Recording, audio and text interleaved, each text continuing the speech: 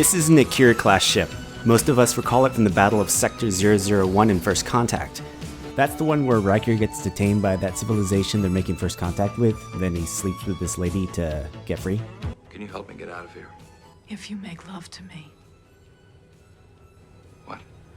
Because that episode's called First Contact as well? Yeah? Okay. And later is the general design used to create the NX-01 Enterprise. Aside from that, none of the shows or movies provided a detailed look at the ship, so that's what's going to happen here. We'll cover what's known about the ship, if that's the sort of thing you want to do the next few minutes of your life. This is the Akira class.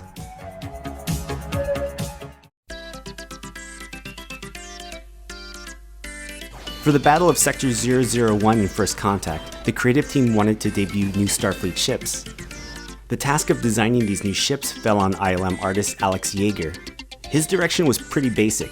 Design new ships that were consistent with the Star Trek aesthetic, but also design them so that audiences wouldn't confuse them with the new Enterprise. Up until that point, TNG had already used the Excelsior, Miranda, Nebula, Oberth, and Constellation class models many times. So this was an opportunity to create something new for the movies.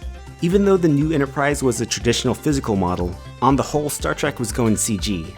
So this was an opportunity to start new designs from a blank slate instead of reconfiguring existing model parts.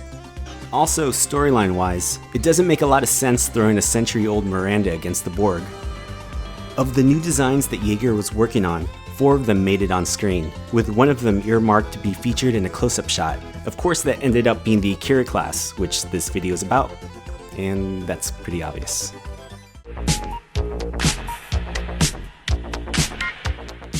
During the design process, which incidentally happened in parallel with designing the Enterprise E, John Eves, who was designing the new Enterprise, and Yeager created a size chart to give each other a common sense of reference. These sizes operate more as suggestions on how large these ships should appear within relation to each other. EAS has an entire article on this, which I'm linking below if you're interested in that sort of thing. The Akira class utilizes a catamaran-shaped silhouette, which creates 2 flanking elevated areas around the bridge dome. This gives it the unusual distinction of having the bridge not be the highest habitable area of the ship. The most interesting feature of this class wasn't made apparent in its brief appearances. Many of you may recognize this notch on the front of the ship. On the NX-01, it's where the deflector dish is placed. Here on the Akira class, it's a hangar bay.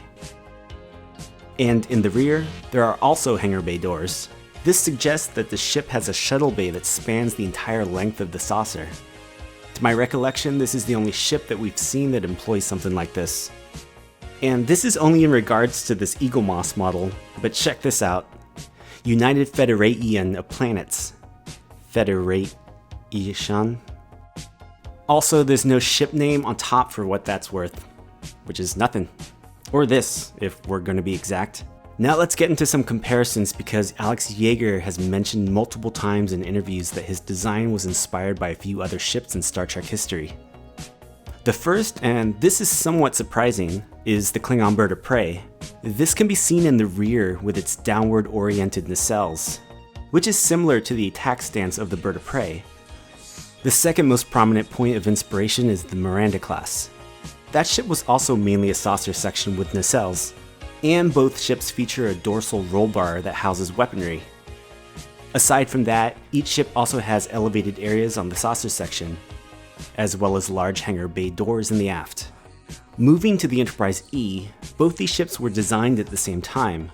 While at a glance they look like they're from the same era, the Akira class also sports the smoother, more sculpted aesthetic of the Galaxy class, with its wide saucer compared to the Sovereign class's longer saucer.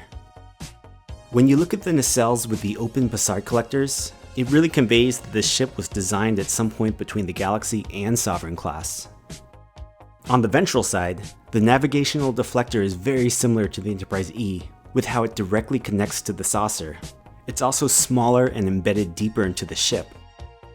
Finally, there's the NX-01, which is clearly a modified Akira class made to look appropriate for a prequel. Even the pylons share the same quadrilateral shape. And as we covered earlier, the front hangar doors are replaced with the navigational deflector. Aside from superficial hull details, the biggest difference is the orientation of the nacelles. On the Akira class, they're angled downwards, whereas they're angled upwards on the NX. Since the Akira class only existed as a CG model, it had to be recreated when it appeared on DS9. The ILM software simply wasn't compatible with DS9's visual effects house. That said, there aren't many, if any, substantial differences between the two models. It debuted on DS9 in the Season 5 episode Call to Arms. It's really small and barely noticeable, but that's also the episode where Rom looks at porn. What do you think? I like it.